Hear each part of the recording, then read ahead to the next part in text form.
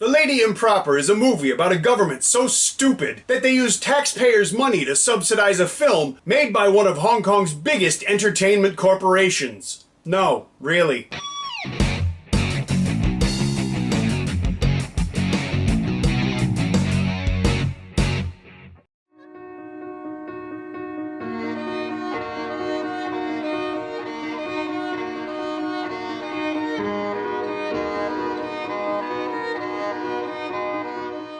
Hi, welcome to the Silver Spleen. My name is Albert, not a no matter what Google says, Young, and this is my review of The Lady Improper. Jesse Chang, director of The Lady Improper, has directed small independent films like Lovers on the Road and Big Blue Lake. The Lady Improper is her first big movie. While it was partially funded by the Hong Kong Film Development Fund and Create Hong Kong, it's an Emperor Entertainment movie, which is kinda like the National Endowment for the Arts giving Universal money to make a movie.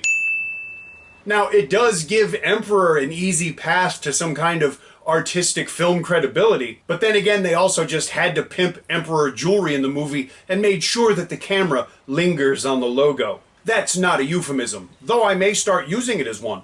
Let's move on. The Lady Improper tells the story of Yun Xiu-man, played by Charlene Choi, who may be suffering from vaginismus, a physiological condition that makes it painful or impossible for a woman to have sexual intercourse or insert a tampon. Let's just both be grateful that the movie itself never drops that term. Pseudo-intellectual dialogue featuring big, science-y words isn't a bug in local films, it's a feature. Besides, maybe that's not her problem. Maybe it's emotional. Or maybe it's psychological. I have no idea, and neither will you, because the movie never really bothers to tell us anything about the problem. It just tells us that she has it. Luckily for her, she's a gynecological nurse. Not that she ever seems to seek medical help for this problem. I mean, it would be really embarrassing if someone you knew saw you going into the same place you go into work every friggin' day. But let's be honest, it would be absolutely mortifying to ask your boss, you know, the gynecologist, to look at your lady bits. She's not that kind of gynecologist, is she?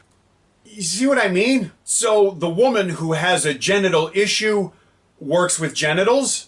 Subtle. I hope that the true story that this movie is supposedly based on really is about a gynecological nurse with this problem, because otherwise it means the writers decided it was a viable narrative liberty to take. What's next? A guy with acid reflux working in a gastroenterologist but not being able to tell the doctor? In what is hopefully an unintended bit of irony, Deep Ing plays her husband, the guy who can't get it ing at all.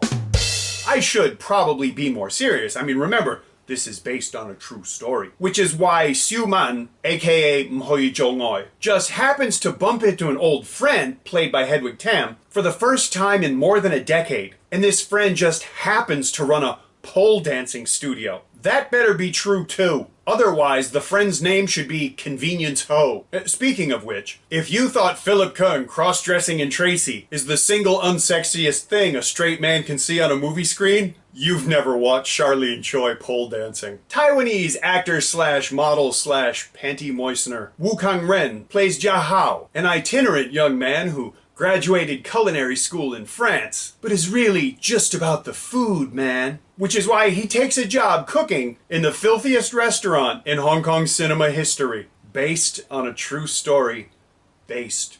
He's a free spirit who lives and loves with the kind of freedom that Xiu-man, aka Tai Sai Hai, can only dream about. There's a huge attempt to create a parallel between sex and food in this movie. Cue lots of awkward attempts at food porn that are so stilted and badly shot and ridiculous. This movie should sincerely have been called 9.5 Pork Bellies. At one point in the film, the Taiwanese stud muffin cooks a delicious batch of curry, which of course gets, you know, the food porn close-up, in which the curry is visibly congealed. It's cold, and there's no steam. But that really could be said of the entire film. I mean, quite honestly, a lot of the time the story and the dialogue sounds like it was written by a 12-year-old. Not even a teenager, because, you know, teenagers go through puberty. I mean, even the food porn is chaste. And that's a sentence I never thought I'd have to say. 3 minutes into the film, there's this scene that's supposed to be like really emotionally serious and heavy and significant. But it belongs in the second act after we've gotten some idea of who these people are and what their situation is. You can't have a scene like that right after the credits. And the whole movie is like that. Soo-man, aka Hokeng Juyan, gets inspired by two random pole dancers on the street in the middle of the night, like pole dancing on street signs. I don't know, maybe one of them is Convenience Ho. The scene where Charlene Choi meets her old friend, played by Hedwig Tam, it was filmed at the intersection of Exposition Road and Clumsy Dialogue Lane. I haven't seen you for 14 years. Well, how come you never called me? How come you never called me? I have a pole dancing studio here. Bye.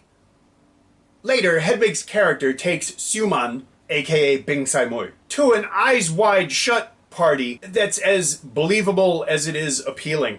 Deep Eng comes back, the non-penetrator, and he's wearing a mask with a tear on it. I've seen yeast infections that were more subtle than that and smelled better. Speaking of which, why does Soo-man, aka Mo Bao-yu, have a dildo delivered to her workplace? Why did she bring it to a family dinner? I mean, except so that it can do exactly what you think it's gonna do. Alex Lamb plays a potential love interest, an emotionally unstable stalker, and all of his scenes descend into unintended comedy. Now, I'm not mad at him. I just can't imagine the hubris necessary to write something this ridiculous and to think that people would do anything other than laugh. Too much of The Lady Improper is painfully obvious in all the wrong ways. Here's a shot of a menu with "not available" written on it. I'm going to make this dish. We haven't made that dish in a long time. No shit, Sherlock. It turns out that all Soo-man, aka Soloimun, needed was a little oral encouragement. To be tongue-lashed by a cunning linguist. To have someone make like a sailor and eat at the Y. Look, I don't care if he was three-tongued Ralph. There's no way a profoundly frigid woman is gonna finally let someone, tear the wrapper off her splendid thing in a filthy cha-chan-tang kitchen, no matter how well the guy can eat a Vag McMuffin. Sick.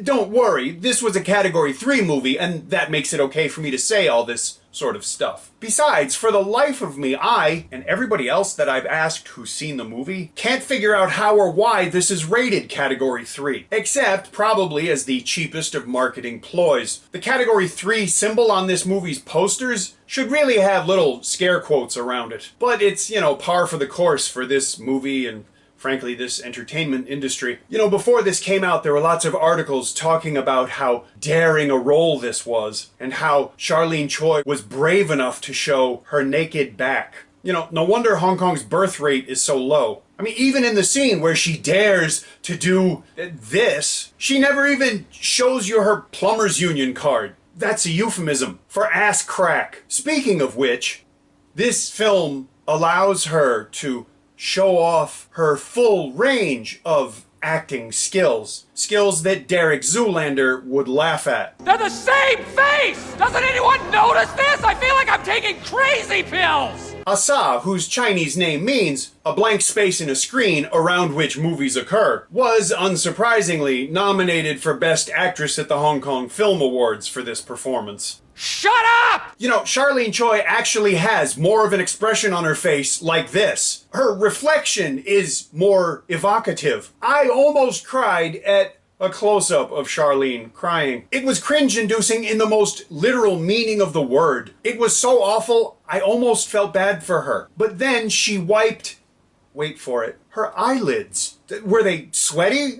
Seriously? Why would she do that? I mean, somebody said maybe it took her 3 hours to squeeze out that one tear and they didn't want to waste it. When you get outacted by other characters who only have 10% of the screen time that you do, you might be Charlene Choi. I'd love to show you a photo of Ashina Kwok because she, like Hedwig Tam, was engaging, entertaining, and convincing every time she was on the screen, which admittedly wasn't enough. But I couldn't find any photos of her from this movie just searching the movie title in English and in Chinese. I had to search the Chinese title with her Chinese name. That's how I found this one photo. The same process got me this photo of Hedwig Tam. But I had to scroll down through about 300 photos of Charlene Choi before I could find those two photos. I wish Google did sort by expression. I wish that lady got improper with one of her female friends. That would have been properly improper. And let's face it, before you start saying that I'm a pig, it's not like there isn't a precedent. I really didn't like this movie, and I really didn't like it because it was not just trying to be something it wasn't. The entire promotional machine around it tried to make it out like it's something that it's not. This is not a daring film. This is not a sexy film. This is not a well-acted film, except by everybody who's not Charlene Choi, and that's kind of what annoys me about it. It's really awful, and I feel bad blaming the director because I think she honestly tried the best she could. So if you want to watch this movie, go ahead, and if you enjoy it, please do that, because I didn't enjoy it. Doesn't mean you can't or you shouldn't, but if you're gonna do it, pay the money, because let's face it, Albert Young's not a man to be stolen from, is he? And as long as we're talking about giving up money, you know, you could do that for me. I don't really expect you to. It's not like people make a big habit of it. Some people do, and I am extremely grateful to those people. And if more people did it, I'd be more grateful. I might even be more cheerful. I suppose if someone paid me enough money, I'd say I like this movie, but it would take a lot. If you enjoyed this review, please let me know. If you didn't, let me know. Thank you for watching. I'll see you again soon.